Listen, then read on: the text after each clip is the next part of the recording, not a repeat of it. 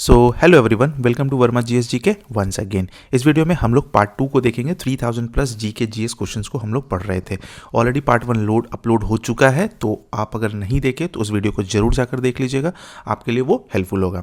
अच्छा, उसमें अब जैसे पूछा गया था हमसे कि किस टाइप का क्वेश्चन है, तो इसमें ना टोटल मिक्स टाइप का क्वेश्चन पूरा मिक्स किया हुआ है, बहुत सारा जगह से निकाला गया हुआ है, इंपॉर्टेंट क्वेश्चन है और उससे रिलेटेड आपके लिए जीके उसका जो फैक्ट है वो डाला गया है एग्जाम पॉइंट ऑफ व्यू से। तो वो सब कुछ हॉलिस्टिक फॉर्म में आपको वो मिल जा रहा है। ठीक है, चलिए तो आज के वीडियो में हम लोग पार्ट 2 देखेंगे। चलिए स्टार्ट करते हैं पार्ट 2 का question number 1। Okay, question number 1 क्या कह रहा है? Which year is known as the year of the great divide in India's demographic history? In year of the great divide, ठीक है, आंसर है the year of the great divide is 1921। 1921 को बोला जाता था ईयर ऑफ ग्रेट डिवाइड। ऐसा क्यों? Before 1921 India's population growth was inconsistent. मतलब 1921 के पहले ना इंडिया का जो पॉपुलेशन था ना वो इनकंसिस्टेंट था। ठीक है, विथ पीरियड्स ऑफ डिक्लाइन, मतलब कुछ डिक्लाइंस भी था, यानी कि पॉपुलेशन नीचे भी गया था, फिर ऊपर भी उठा था, थोड़ा सा ये सब था। After 1921 there has been a continuous and significant increase in India's population. लेकिन 1921 के बाद जो ना इंडिया का जो पॉपुलेशन जो था ना वो कंटिन्यूअसली और सिग्निफिकेंटली बढ़ते चला गया। दैट्स वाई 1921 को year of the great divide कहा जाता है। ये हो गया। In which country was the Minamata convention held in 2013 and what issue did it address? है ना, in which country was the Minamata convention held in 2013? 2013 में मिनीमाटा कन्वेंशन हुआ था। कौन से कंट्री में हुआ था?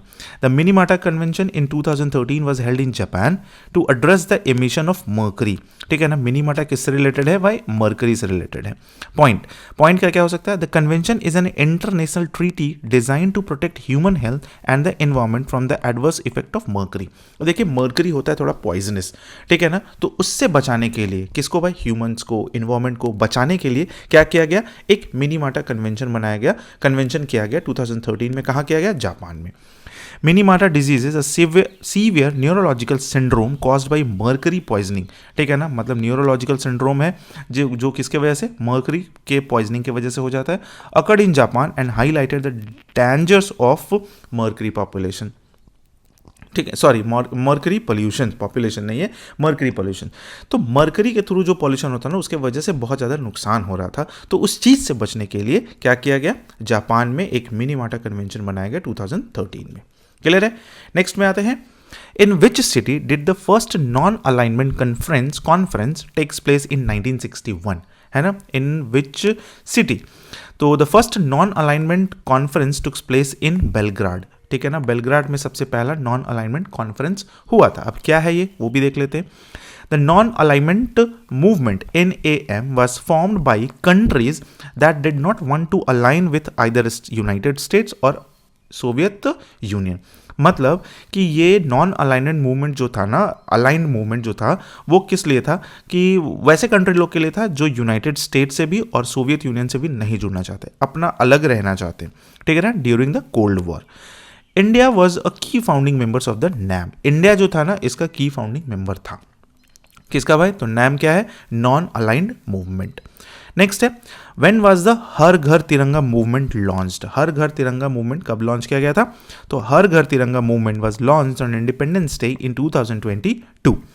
Points is related. This was a campaign to encourage citizens to host the Indian national flag in their homes. घर में हर लोगों को, यानी कि हर एक इंडियन सिटीजन्स को मोटिवेट करने के लिए ये बनाया गया था, किया गया था, ताकि हर घर में तिरंगा फहराया जा सके, नेशनल फ्लैग फहराया जा सके on independence day. It aims to instil a sense of patriotism and commemorate the country's achievements. मतलब इसके थ्रू ये बोल सकते हैं कि लोगों को मौका मिलता है, लोगों को बोला गया था कि आपको अपना देशभक्ति दिखाना है तो घर में तिरंगा लगाइए। इससे हम लोग का कंट्री का मतलब एक प्राउड मोमेंट होता है ना, वो वाला चीज़ था।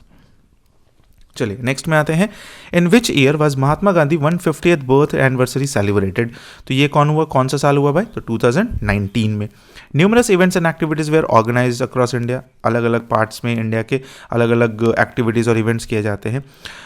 And the world to commemorate this milestone, it served as an occasion to reflect on Gandhi's teaching and their relevance today. मतलब उनके द्वारा दिया गया जो ज्ञान है, उनके द्वारा दिया गया जो टीचिंग्स है ना, वो सारे चीज़ को हम लोग सेलिब्रेट करते हैं। In which countries was paper invented, तो paper was invented in China, ये तो पहले आपको भी पता होगा, चाइना। तो Cai Lun is traditionally credited with inventing paper. Cai Lun को दिया गया है ये क्रेडिट, ठीक है ना, इन्वेंटिंग पेपर ड्यूरिंग द हान डेनेस्टी। हान डेनेस्टी के टाइम पर ऐसा पेपर बना था, और ये पेपर बनने की वजह से क्या हुआ है ना, कम्युनिकेशंस में और स्प्रेडिंग ऑफ नॉलेजेस में बहुत ज़्यादा हेल्प हुआ है। नेक्स्ट में आते हैं, on which date did prime minister Narendra Modi announces demonetisation in India. Demonetisation हुआ था ना, नोटबंदी जिसको बोलते हैं वो, तो 8 नवंबर 2016। पॉइंट्स क्या है, this involve the withdrawal of 500 and 1000 bank notes from circulation. 500 और 1000 का नोट जितना भी सर्कुलेशन में था सबको बैन कर दिया गया, सब खत्म कर दिया गया, विड्रॉल करने के लिए बोला गया। And the state AIIMS with their curve black money. ये क्यों किया गया था, ब्लैक मनी से बचने के लिए, काउंटरफिट करेंसी से बचने के लिए, टेररिज्म फाइनेंसिंग, ये सब चीज़ से बचने के लिए। लेकिन जहाँ तक लगता है अभी ऐसा नहीं है कि करप्शन खत्म हो गया, ऐसा नहीं है कि ब्लैक मनी क्रिएट करना बंद हो गया, अभी भी जारी है। With which aspect of India's governance in the terms Panchsheel associated, है ना, पंचशील क्या था, then the term Panchsheel is associated with the foreign policy of India. Panchsheel का मतलब ये एसोसिएट किया गया था, रिलेट किया गया था फॉरेन पॉलिसी ऑफ इंडिया से। Panchsheel refers to the 5 principle of peaceful coexistence. 5 principle बनाया गया था जिसके थ्रू फॉरेन पॉलिसीज में एक शांति बना रहे और अच्छे से सब लोग काम करते रहे। These principles were first formally enunciated in the Sino Indian American of agreement of 1954।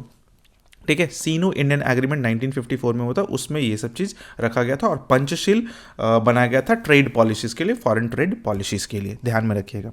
Panchsheel नाम बहुत इंपॉर्टेंट है। नेक्स्ट में आते हैं, नेक्स्ट क्या है, in which year did the FAO declares Kuttanad जो भी होगा, स्पेलिंग प्रोनाउंसिएशन देख लीजिएगा, Kuttanad's subaqueous agriculture system as a GIAHS। ठीक है ना, ये किसी एग्रीकल्चर, ट्रेडिशनल एग्रीकल्चर फॉर्म के बारे में बात किया गया है ना। In which year the FAO, ठीक है ना, FAO डिक्लेयर्ड कुटानड़ क्या बोल सकते हैं, सुबैक्वेस एग्रीकल्चर, मतलब भारी वर्ड है ना, हाँ, agriculture system as a GIAHS इन 2013। अब GIAHS क्या होता है भाई, तो globally important agriculture heritage system, है ना, जिसमें वैसे एग्रीकल्चर सिस्टम्स को इंक्लूड किया जाता है जो ट्रेडिशनली बहुत ही अच्छा है, फार्मिंग प्रैक्टिसेस है, ये सब चीज़ को वही लिखा हुआ है पर। Kuttanad is a region in Kerala में है एक जगह, known for its unique farming practices below sea level में है, जिसकी वजह से ये पॉपुलर में है। ठीक है, ध्यान में रखिएगा, लैंडस्केप, बायोडाइवर्सिटी, नॉलेज सिस्टम्स, ये सब चीज़ में देखा जाता है, एग्रीकल्चर सिस्टम में है। In which year did the FAO declare the saffron heritage of Kashmir as a GIAHS। GIAHS मतलब जैसे है ना यूनेस्को, उसी तरीके से GIAHS भी है। The FAO declared the saffron heritage of Kashmir as a GIAHS in 2011, है ना, सैफरन हेरिटेज को 2011 में शामिल किया गया। Kashmiri saffron is renowned for its quality and unique cultivation practices. ठीक है ना, ये एक बहुत अच्छा क्वालिटी का भी होता है और यूनिक कल्टीवेशन प्रोसेस की वजह से भी इसको शामिल किया गया। This recognition highlights the cultural and economic significance of saffron cultivation in the region, है ना। ये क्या हाईलाइट करता है भाई, तो कल्चर हो गया, उसका इकोनॉमिक सिग्निफिकेंस हो गया, ये सब सारा चीज़ सैफरन कल्टीवेशन से रिलेटेड। तो ध्यान में रखना है, कब इंक्लूड किया गया था भाई, 2011 में। जैसे यूनेस्को है ना, यूनेस्को वर्ल्ड हेरिटेज साइट होता है, उसी तरीके से GIAHS है जिसका नाम है globally important agriculture heritage system, ध्यान में रखिएगा। नेक्स्ट में आते हैं, in which year did the FAO declares Koraput traditional agriculture as a GIAHS। अब एक कोरापुट ट्रेडिशनल एग्रीकल्चर है, उसको कब शामिल किया गया, 2012 में। ध्यान में रखना है, कोरापुट इज अ रीजन इन उड़ीसा, ठीक है ना, वो कहाँ था, केरला में। कुटानड़ कहाँ था, केरला में, और कोरापुट कहाँ है भाई, उड़ीसा में। Known for it's diverse traditional farming system and rich agro biodiversity. ठीक है ना, एग्रीकल्चर और बायोडाइवर्सिटी के लिए थोड़ा सा फेमस है ये जगह। The GIAHS design designation acknowledges the sustainable practices and cultural heritage associated with agriculture in this area. तो GIHS का वही काम है, ठीक है ना, जो अलग अलग टाइप को प्रैक्टिसेस है किसमें भाई, एग्रीकल्चर में, तो वो सबको, और जिसमें कल्चर भी दिखे, जिसमें सब कुछ एक हॉलिस्टिक फॉर्म में दिखे, ताकि थोड़ा सा बोला जाए, हिस्ट्री के लिए बताया, जैसे होता है ना कि बचाया जा रहा है किसी चीज़ का, आगे लोगों को जनरेशन में पता चलेगा भाई ये देखो ऐसा था, ये देखो ऐसा था, ऐसा था, उसी चीज़ के लिए. What is the Nehru Liaquat Agreement? Next में है Nehru Liaquat agreement, also known as the Delhi pact, primarily related to, किस चीज़ से रिलेटेड था? The Nehru Liaquat agreement is primarily related to the security and rights of minorities, छोटे तबके के लोगों के लिए सिक्योरिटी और उनको राइट्स देने के रिलेटेड था. It was an agreement between India and Pakistan aimed at addressing the issues faced by religious minorities in both countries following the partitions. मतलब जब partitions हुआ था ना, उस समय जो नीचे तबके के लोग थे, उनके सिक्योरिटी और राइट्स के लिए ये नेहरू लियाकत एग्रीमेंट किया गया था, जिसको हम लोग दिल्ली पैक्ट भी बोलते हैं. It focused on ensuring their safety, rights and freedom of movement. Next में है on which date was the Nehru Liaquat agreement signed, ये कब साइन किया गया था? 8 अप्रैल 1950 में. द सिग्नेटरीज वेयर द, कौन कौन थे, मतलब इंपॉर्टेंट पर्सन उस समय, prime ministers of India Jawaharlal Nehru and Pakistan Liaquat Ali Khan. It was significant attempt to improve relations and address the concern of minorities in the aftermath of partition. जैसा कि पहले भी बताएं, पार्टीशंस के बाद लोगों में जो इनसिक्योरिटी आया, ठीक है ना, इधर उधर मूव करने का बारी आया, तो उसके लिए ये बनाया गया था ताकि कोई भी किसी को भी प्रॉब्लम ना हो. नेक्स्ट है, in which year was global leadership launched by the US India business council, USIBC.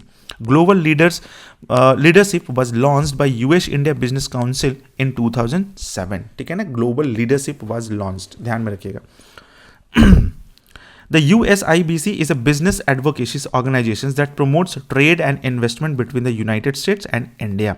United States और इंडिया के बीच में जो भी ट्रेड और इन्वेस्टमेंट होता है, उसको ये प्रमोट करने का काम करता है, ठीक है. The global leadership initiative likely aimed to foster stronger economic ties and dialogue between the two countries.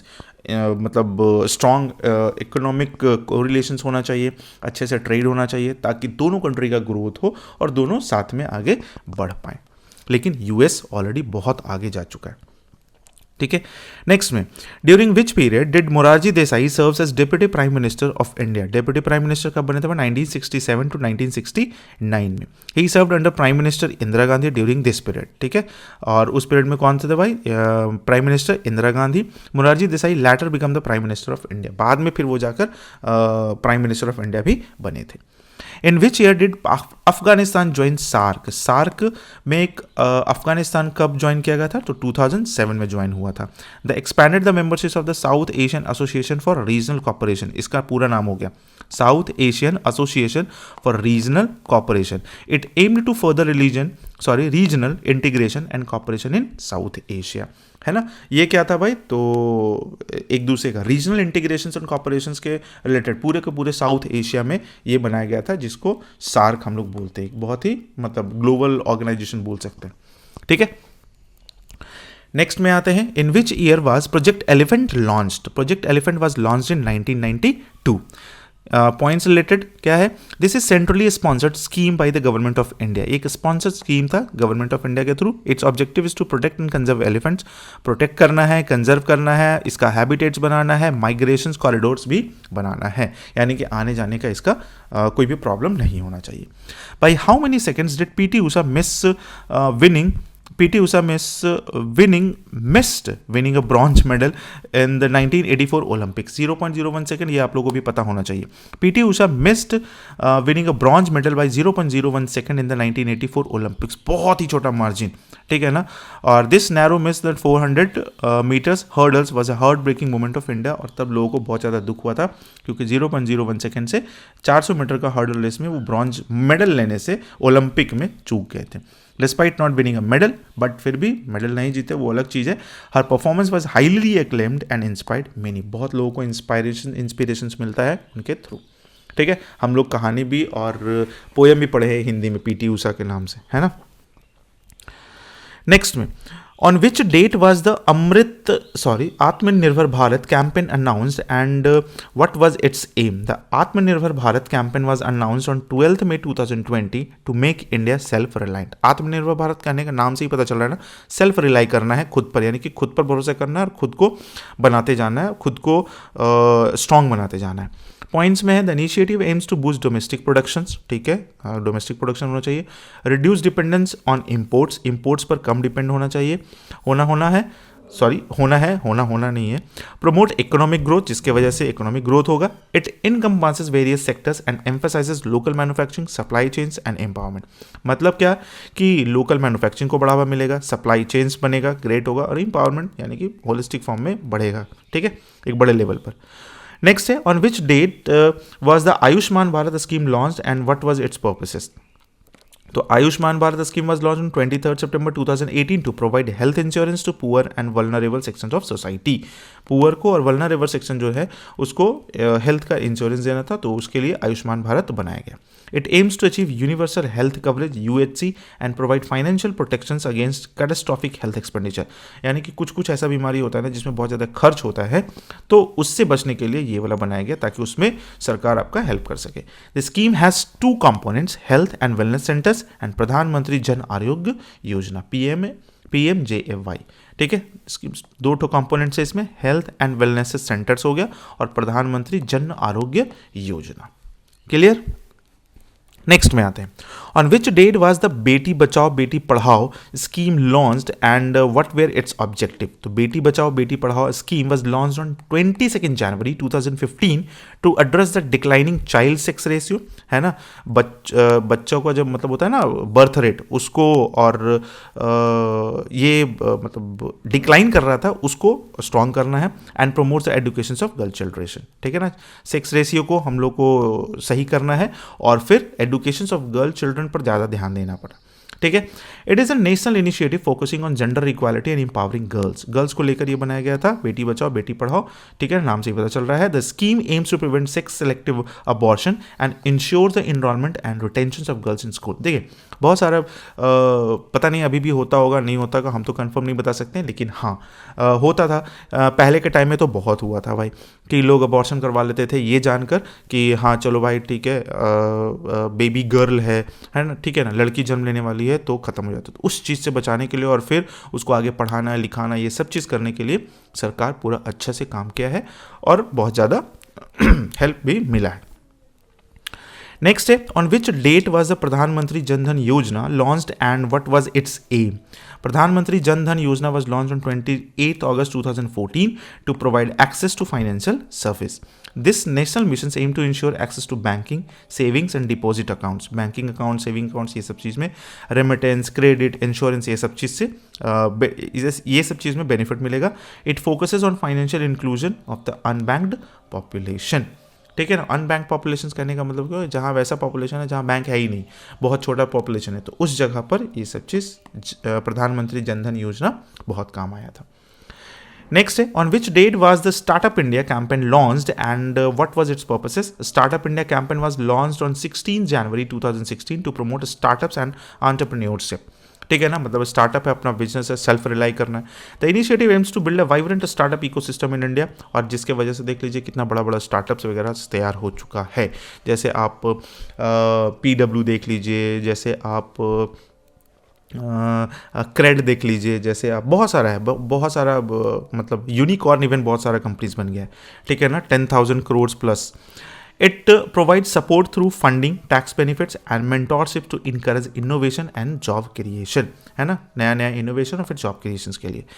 Next है on which date was the National Nutrition Mission launched and what were its goal. National nutrition mission, ठीक है ना, और इसका गोल क्या था. The national nutrition mission, पोषण अभियान जिसको बोल सकते हैं, was launched on 8 March 2018 to improve nutritional outcomes for children, pregnant women and lactating mothers, ठीक है, सभी लोग के लिए, चिल्ड्रन के लिए, प्रेग्नेंट वुमेन के लिए और लैक्टेटिंग मदर्स के लिए. चलिए पॉइंट्स में. It aims to reduce stunting, है ना, अंडरवेट नहीं होना चाहिए, अनीमिया जैसे आयरन वगैरह का कमी हो गया, अमंग दीज वल्नरेबल ग्रुप्स, ठीक है ना, ये सारे ग्रुप्स में. The mission adopts a multi ministerial approach to address malnutrition, ठीक है ना. तो मैल न्यूट्रिशन को भी मतलब हो गया क्या कि जितना न्यूट्रिशन एक इंसान को डेली के बेसिस पर मिलना चाहिए उतना नहीं मिल रहा था, तो वो सब चीज़ को भी कम करने के लिए नेशनल न्यूट्रिशन मिशन बनाया गया था। ठीक है, ध्यान में रखिएगा डेट वगैरह ये सब कुछ, इसलिए हम ना क्वेश्चंस का आंसर भी लिखे और उससे रिलेटेड जो भी इंपॉर्टेंट बन सकता है एग्जाम पॉइंट ऑफ व्यू के लिए वो हम सारे यहाँ मेंशन कर दिए। नेक्स्ट में आते हैं, on which date was the skill India campaign launched and what was its target. Skill India के बारे में, तो skill India campaign was launched in 15 July 2015 और to train over 40 crore people in India different skills by 2022। 2022 तक 40 करोड़ लोगों को skill बनाना था इसके तहत। The mission aims to enhance the employability of the youth and meet the skill demands and various industry, यानी कि अलग अलग इंडस्ट्री में जिस हिसाब से डिमांड है उस हिसाब से लोगों को स्किल्ड बनाना था। It encompasses various skill development programs and initiatives, बहुत सारा प्रोग्राम्स भी हुआ, बहुत सारा ये इंटर्नशिप भी हुआ, सब कुछ बहुत सारा चीज़ बनाया गया था। On which date was the प्रधानमंत्री उज्ज्वला योजना launched and what was its objective? The Pradhan Mantri Ujjwala Yojana was launched on 1st May 2016 to provide LPG connection to women from below the poverty line household. Below the poverty line के नीचे, यानी कि poverty line के नीचे जो थे ना, उन लोगों को LPG connections देने का था इसके तहत। The scheme aims to replace unhealthy cooking fuels. अब ये क्यों किया गया? क्योंकि लोग लकड़ी जला रहे थे, कोयला जला रहे थे, तो उससे ना बहुत ज़्यादा नुकसान हो रहा था लोगों को, तो उसको रिप्लेस किया गया किसके थ्रू भाई? एलपीजी के through. And cow dung cakes with cleaner LPG, it has significantly improve the health and living conditions of millions of women. और बहुत सारे वुमेन्स का लाइफ स्टैंडर्ड लाइफ चेंज हो गया गैस के वजह से। ठीक है, चलिए नेक्स्ट देख लेते हैं। In which year was the Kisan credit card scheme was launched and what was its purposes? Answer है क्या?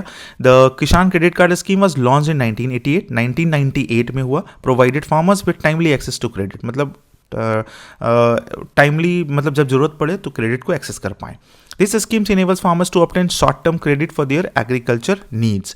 It simplifies the process of accessing loans from banks and financial institutions. जब उनको जरूरत पड़े तो वो अपना लोन आराम से ले पाएं। On which date was the प्रधानमंत्री फसल बीमा योजना launched and what was its aim? प्रधानमंत्री फसल बीमा योजना was launched on 18 February 2016, है ना, और to provide insurance coverage and financial supports to farmers, है ना, फाइनेंशियल सपोर्ट्स भी करना था फार्मर्स को, जिसके वजह से प्रधानमंत्री फसल बीमा योजना बनाया गया। The scheme protects farmers against crop losses due to natural calamities, pest, disease, ठीक है ना। अगर मान लीजिए कुछ किसी वजह से उनका जो प्रोडक्शंस है वो खराब हो जाता है, क्रॉप्स खराब हो जाता है, तो उसके लिए वो बनाया गया प्रधानमंत्री फसल बीमा योजना। ठीक है ना, अलग अलग टाइप से, जैसे पेस्ट से खराब हो गया, कुछ कीड़ा मकोड़ा हो गया, डिफरेंट कैलेमिटीज आ गया, बहुत बारिश हो गया, ये हो गया, फलाना ढिमकाना, कुछ भी, आग लग गया।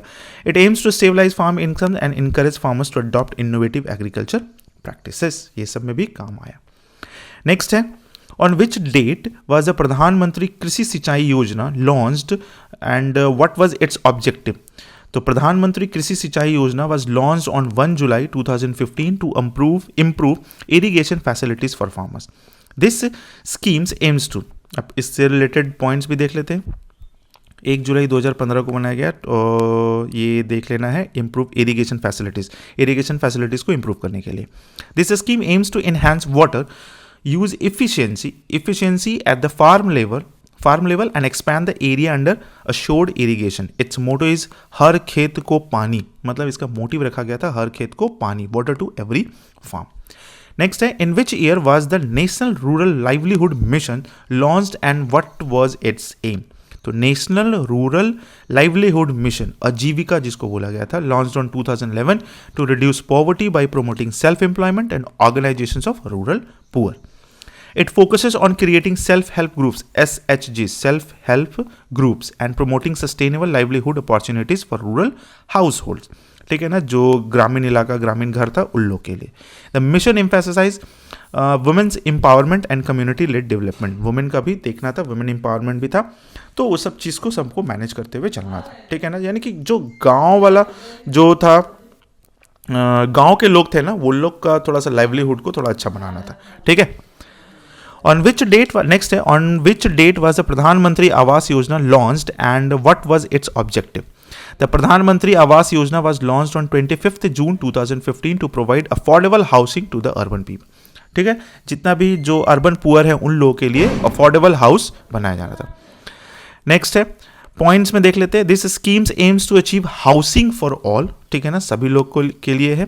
By a specific target year it provide financial assistance for the construction of new houses and upgradation of existing one. मतलब नया हाउस भी देना है और अपग्रेड भी करना है. अगर किसी के पास एग्जिस्ट है तो अगर चाहे तो करा सकता है. किसके तहत भाई? प्रधानमंत्री आवास योजना के तहत. ओके. नेक्स्ट है on which date was the smart cities mission, smart city mission launch and what was its purposes. Smart city mission launch हुआ था 25 जून 2015 को to promote sustainable and inclusive cities, है ना. This urban renewable and retrofitting programmes aim to develop cities friendly and sustainable urban spaces, है ना. देखो हुआ क्या, स्मार्ट सिटीज़ बनाना है जिसमें मतलब गांव भी रखना है, शहर को भी डेवलप करना है, वो सब कुछ करना है. ऐसा नहीं कि पूरा का पूरा उड़ा के एकदम रोबोटिक बना देना है. It focuses on areas like infrastructure, technology and government. सब चीज़ पर ध्यान देते हुए चलना है. क्योंकि एक मान लीजिए एक जगह है, वहाँ पर अगर गाँव, खेत, ये सब अगर ज़मीन और जंगल वगैरह ना रहे तो फिर दिक्कत हो जाता है वहाँ मतलब पॉल्यूशन को कंट्रोल करना. नेक्स्ट में आते हैं on which date was the Amrut mission launched and what was its aim. The Amrut Atal mission for rejuvenation and urban transformation mission was launched on 25 June 2015 to improve urban infrastructure. Urban infrastructures को improve करना है and provide basic services to urban residents. यानी कि जो शहरी इलाके में रह रहे हैं ना, उन लोग को बेसिक चीज़ मिल जाए, बेसिक सर्विसेज आसानी से मिल पाए. पॉइंट से this mission focuses on water supply, sewerage system and septic management, storm water drainage, urban transport and green spaces. ये सब चीज़ से जो कि बेसिक्स होता है. It aims to enhance the quality of life in urban areas. Okay. Next में है on which date was the Sagarmala project launched and what was its objective. तो Sagarmala project was launched on 31 July 2015 to modernise India's ports and logistic sectors. तो सागरमाला किससे related है भाई? तो ports and logistic sector से. कब बना था? 31 जुलाई 2015 में. This initiative aims to improve port efficiencies, enhance connectivity अच्छा करना है, इफिशिएंसी इफेक्टिवली काम भी करना है. Promoters port led industrialisation, port से रिलेटेड जो होगा वो जो इंडस्ट्रीज बनेगा पोर्ट लेड इंडस्ट्रीज, उसको इम्प्रूव करना है. It focuses on coastal infrastructure को देखना है एंड स्ट्रीमलाइनिंग लॉजिस्टिक, और लॉजिस्टिक्स को बहुत अच्छे से सुचारू रूप से एकदम स्मूथ तरीके से चलाना है. ठीक है.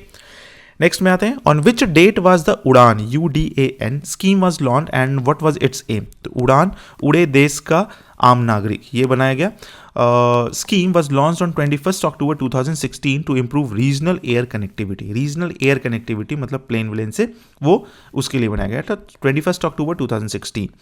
This regional airport development and regional connectivity schemes aims to make air travel affordable and accessible to more people.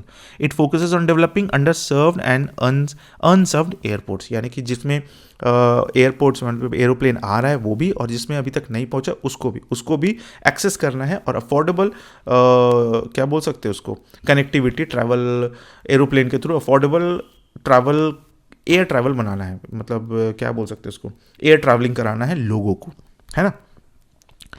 Next में आते हैं on which date was the Bharatmala project launched and what was its objective. The Bharatmala project was launched on 31 July 2015 to improve road connectivity across the India. इसमें था rail connectivity, इसमें aeroplane यानी कि हवाई जहाज को जोड़ना था, और इसमें क्या है भाई, तो रोड कनेक्टिविटी है.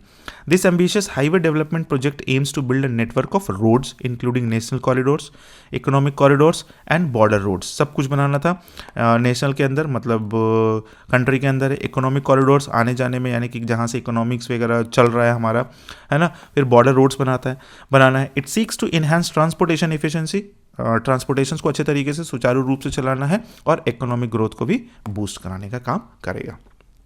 ये स्कीम बनाया गया. नेक्स्ट आते हैं in which year was the inland waterways authority of India established and what was its purpose. Inland waterway authorities, तो inland waterways authorities of India was established in 1986 में बनाया गया to develop and regulate inland waterways for shipping and navigation. Shipping यानी कि जो समुद्र के through जो भी व्यापार ट्रेड वेरेड जो होता है ना, उसके थ्रू उसके लिए ये बनाया गया था. The IWAI is responsible for the development and maintenance of inland waterways as a cost effective and environment friendly mode of transport. एक तो कॉस्ट इफेक्टिव होना चाहिए और दूसरा एनवायरमेंट फ्रेंडली भी, ठीक है। It aims to promote inland water transport for cargo and passenger movement, cargo के लिए भी यानी कि ट्रेड व्रेड जो भी हो रहा है वो भी, सामान उमान ढोने के लिए भी और इंसान ढोने के लिए भी, मतलब कि इंसान के आने जाने के लिए भी, ठीक है। Last but not least, in which year was the Dedicated Freight Corridor Corporation of India established and what was its purposes? The Dedicated Freight Corridor Corporation of India was established in 2006 to build and operate dedicated freight corridors. Freight corridors करने का मतलब हो गया कि आप जहाँ से दो सिटीज़ के बीच में, चाहे दो स्टेट्स के बीच में जो ट्रेड जो हो रहा है ना, उसके लिए, ठीक है ना, यहाँ से वहाँ जा रहा है, वहाँ से सामान वहाँ जा रहा है, उस स्टेट में जा रहा है, तो वो एक टाइप का कॉरिडोर बनाना ताकि सब लोग का एक मतलब ओवरऑल अच्छा सा ग्रोथ हो सके ट्रेड में। The DFCCIL is constructing high capacity and high speed rail lines exclusive, ठीक है ना, जिसमें रेल्स बनाया जा रहा है और ज़्यादातर देखिए जितना भी होता है ना, सब माल वाल जो पहुँचता है ना, वो ज़्यादातर का ट्रेन से पहुँचता है, तो ट्रेन में एक ऐसा कुछ लाना था, only for freight movement. This aims to decongest existing railway lines and improve the efficiencies of freight transportation। जितना भी मालगाड़ी वगैरह माल लेके इधर उधर जा रहा है वो सबको इम्प्रूव करना है और स्मूथ रूप से चलाने के लिए ये किया गया था, dedicated freight corridor corporation of India, ठीक है। तो आई होप कि आपको इतना सारा क्वेश्चंस के साथ बहुत सारा चीज़ अलग से स्टैटिक फॉर्म में भी मिल गया होगा। इसमें ज़्यादातर क्वेश्चंस स्कीम्स आया है, स्कीम्स में है ना, जो कि इंडियन गवर्नमेंट के थ्रू दिया गया था। बहुत तरह का स्कीम्स हम लोग भी देख लिए इसमें, ठीक है। तो अगर आपको वीडियो अच्छा लगा तो वीडियो को लाइक कर दीजिएगा और सब्सक्राइब नहीं किए तो सब्सक्राइब भी कर दीजिएगा और दोस्तों तक भी शेयर कर दीजिएगा ताकि उनको भी एक अच्छा कंटेंट मिल जाए और वो भी अपना प्रिपरेशंस को थोड़ा सा एक स्टेप आगे लेकर आए। ओके, चलिए मिलते हैं नेक्स्ट वीडियो में, तब तक के लिए thank you so much, take care, bye bye.